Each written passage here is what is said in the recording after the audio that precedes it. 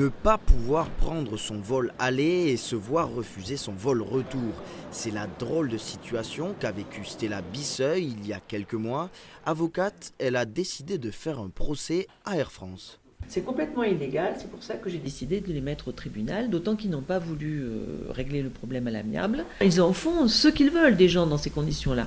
Et donc, j'espère vraiment qu'il va y avoir des dommages d'intérêt parce que je voudrais que ce soit dissuasif et que cette pratique cesse. Un procès qui a eu lieu ce matin au palais de justice de Toulouse. Si le jugement n'a pas encore été prononcé, Air France a d'ores et déjà reconnu son tort. Une première jusqu'à présent. Je vais le dire à tous ces gens qui m'ont contacté et je pense que ça va faire jurisprudence. Une pratique que beaucoup d'usagers d'Air France ne comprennent pas. Pour eux, elle est surtout très injuste. Je comprends pas pourquoi Air France est aussi mal organisée et n'a pas une réaction plus professionnelle vis-à-vis de ce genre de problème. Pour pas que ça se reproduise pour les futurs usagers, parce que c'est totalement injuste. C'est tout à fait commercialement très mauvais déjà comme image et puis c'est pas juste. Pour l'heure, le procès étant délibéré, le jugement sera rendu le 13 décembre, mais Stella reste positive quant à son issue.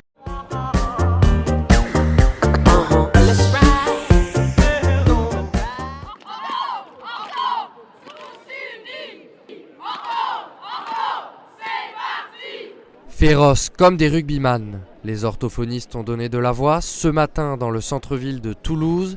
Ils se sont réunis à midi, place du Capitole. Motif de la grogne, leur salaire n'est pas à la hauteur de leur niveau d'études. En fait, il faut savoir qu'il y a 2 ans, on est passé en master, donc en bac plus 5. Et au niveau des grilles salariales, on est toujours reconnu bac plus 2. Donc quand on travaille à l'hôpital, donc en salariat, on est payé un SMIC plus 50 €. Pancarte à la main, le cortège de 200 personnes s'est dirigé vers la préfecture de Haute-Garonne. Ils ont parcouru les rues Alsace-Lorraine et de Metz jusqu'à la place Saint-Étienne en chanson.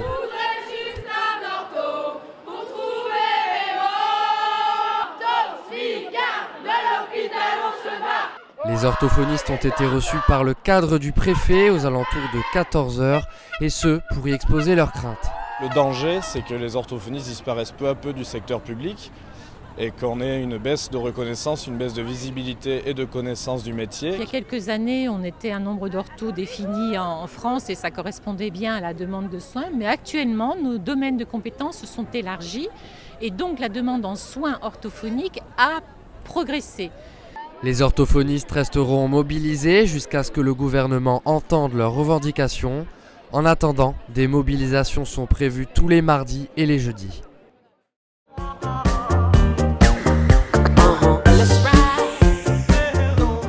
Le Concorde, c'est l'avion mythique qui a marqué l'histoire. Un millier de pièces sont aux enchères jusqu'à samedi à la salle des ventes de Saint-Aubin.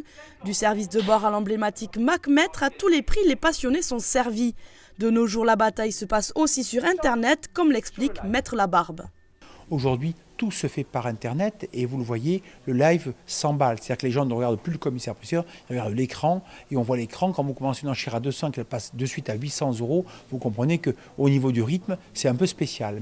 Venir se frotter aux autres acheteurs et se battre pour une pièce qui tient à cœur, c'est l'atmosphère des salles de vente, ce qui n'est pas le cas sur Internet. Oui, je préfère voir quand même ça. Je préfère venir, d'abord parce que je connais tout le monde, c'est plus sympathique. Moi, je ne suis pas très live, je ne suis pas très ordinateur. Je préfère le direct, vous voyez. Le bel oiseau blanc fait toujours rêver, à preuve l'engouement pour cette vente aux enchères.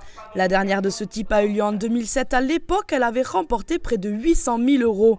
Certains n'étaient pas venus exprès pour le monstre d'acier, mais se sont tout de même prêtés au jeu. Eh bien non, c'est un copain qui m'a dit de venir, et alors on concorde sans plus, mais là, bon, on se laisse prendre au jeu. Pour ça, je vais vite venir cet après-midi, parce que sinon... Les pièces vendues aux enchères ont été récupérées à l'arrêt de la production en 2003. 13 ans après son dernier vol, le Concorde est toujours une légende et particulièrement dans la ville rose où il est né. Certaines pièces pourraient même aller jusqu'entre 20 et 30 000 € pour les plus passionnés. À 100 € au 1234 encore. Ce n'est plus vraiment les beaux jours, mais ça reste correct pour ce vendredi 4 novembre. Dans la matinée, il fera plutôt bon dans le département. Des éclaircies nombreuses feront la joie des Hauts-Garonnais.